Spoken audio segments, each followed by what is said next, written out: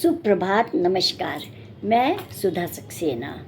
सृष्टि सामूहिक सहयोग से चलती है, सामंजस्य से चलती है और यह सत्य है कि सबके सहयोग और सबको सामंजस्य दिलाने वाले कार्य ही सत्य होते हैं।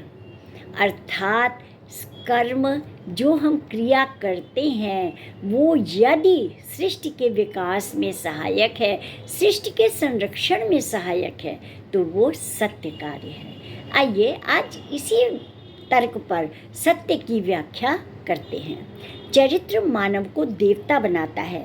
महान कार्य करने वाले चरित्र से युक्त रचनाएं सृष्टि को प्रभावित करने के कारण ही कालजयी बनती हैं। इन रचनाओं के चरित्र न केवल विश्व को प्रभावित करते हैं बल्कि उन्हें नई दिशा में मोड़ भी देते हैं। जीवन चरित्र से राष्ट्र और समाज की सेवा करने की प्रेरणा मिलती है।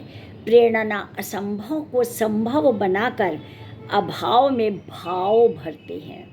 मन, वाणी और कर्म से एक ही भाव रखने वाले ही महात्मा होते हैं। जीवन और संस्कृति का आधार संस्कार और सत्य है।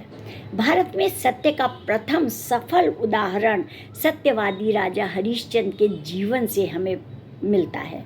उन्होंने जो सत्य जिया उसका संदर्भ आज भी उतना ही प्रासंगिक है जितना कि उनका कर्म उन्हें कीर्तिवान बनाता है।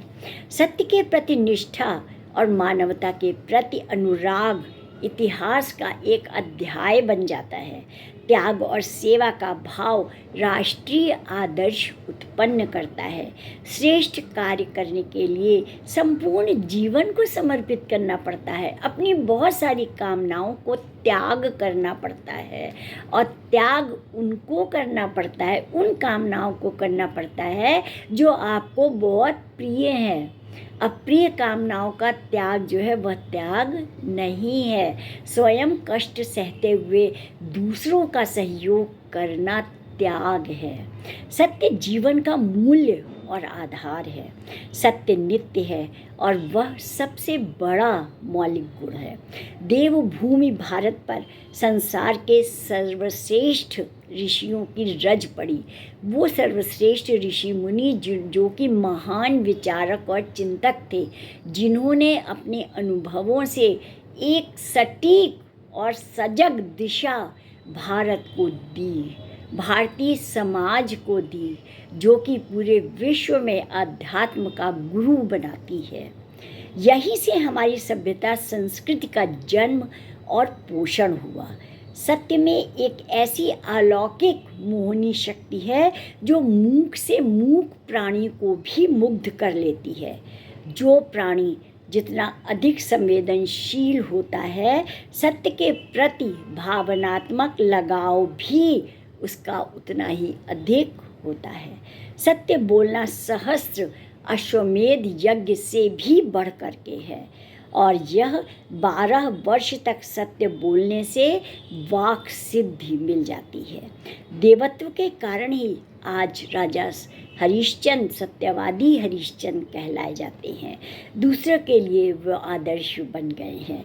देव दुर्लभ मानव शरीर में देवत्व की समस्त शक्तियाँ और सामर्थ्य हैं। आवश्यकता है उन शक्तियों को उजागर करने की, समझने की। देव दुर्लभ मानव शरीर मानव शरीर में देवत्व की समस्त शक्तियाँ और सामर्थ्य हैं जो कि उसे जो है अन्य से अलग करती हैं। देवता और दानव के बाह्य शरीर में कोई अंतर नहीं, दोनों के अंग प्रत्यंग एक जैसे हैं। अगर अंतर है तो दोनों की आंतरिक भावनाएं, सद्गुण, सात्विकता, सत्व और पवित्रता ही हमें देवत्व की ओर अग्रसर करती है। हमारी अच्छाइयों का संबंध देवत्व से है। शरीर में विद्यमान दानव मनुष्य को देवत्व की ओर बढ़ने से रोकता है, बार बार रोकता है, और अनेक बार ऐसी परिस्थितियां उत्पन्न हो जाती हैं जिससे घबरा करके मनुष्य पीछे हट जाता है। और वह दानव प्रवृत्ति क्या है? जो हमारी काम, क्रोध, लोभ, मोह इत्यादि है, जो भौतिक परिस्थितियाँ हैं, वो हमें धर्म और अपने कर्तव्य से रोकती हैं, जिसके कारण से हमारा मस्तिष्क परिवर्तन होता है।